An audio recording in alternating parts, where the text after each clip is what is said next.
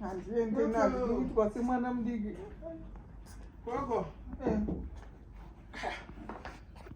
kuna izvirini zvaunenge wakasuwa dzara pasi kwakanaka iko yewe koenda handisi kuenda nhasi zvaita sei nhasi handisi kuenda nditotokudza ati ndimafana muchitoya pfuura uchinditora ndazofunga kufungei inzwa ingo yese toparidza shoko iwe neniri unonzwa mwai vatuka bishop vatuka fata neteko vatuka ningi saka indonosaganisei nevanhu vakaipa kudaro vasinganzwe kugogodzwa mwoyo yavo mune pfungwa dzavo idzi mushoko ramwari tosangana navo sei amanjiri imimi ndima kutorwara imi ndima kutorwara manje mungatedzere vatenderi tinenge tichitotaurira ivo imi neni patinoekta paya tichitaura zvemapriste nemabhishopu vanotifudza tinenge tichitotaura ivo vatenderi ivo vaya ndio zvandakadzidza kai tichigogodza mwoyo yavo kuzviito zvavanoita inini ndo zvandakadzidza mai mapfumo kuti munhu shoko rinogona kuuya ine way yekutaura shoko rinogona kuuya ine way of acting saka kana vasinganzwisise kuti muacting mune shoko ravo ndoramba ndisangana navo here zvino mungatedzere vatenderi amaijirimbamirani ndikutauriri abaiwa Roma ngaabude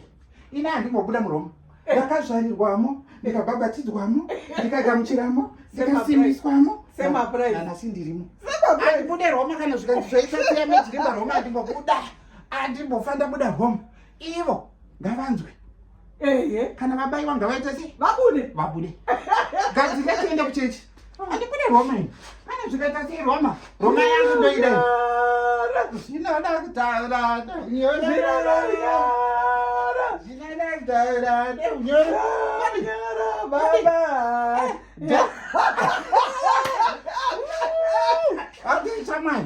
tatodanoka tora zambia tiandisimbisa indandatozvirege ndandakutoti ndiregedze kugamuchira muviri waKristu pamusaka pemunhu asingadi kunzwa kugogodzwa mwabude anoziva kuti shoko ratinoparidza kai rikaranangana nemunhu iyeye unonzwa kutaura kuti netekwa vanhu vakwa panikaiwa baba netekwa vanibva vati ukaenda kuna baba kanhongovu vanibva vati saka abaiwa ngabude tokatiendesa mwana hatisi kuzomira andimire wandisimbisa mira ndipeka baba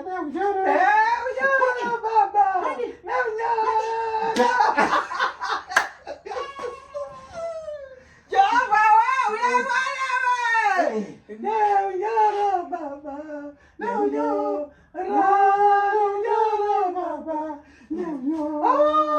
zvine kutaura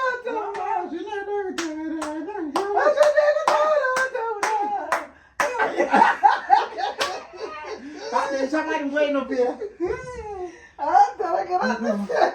akazviramba eka unetiende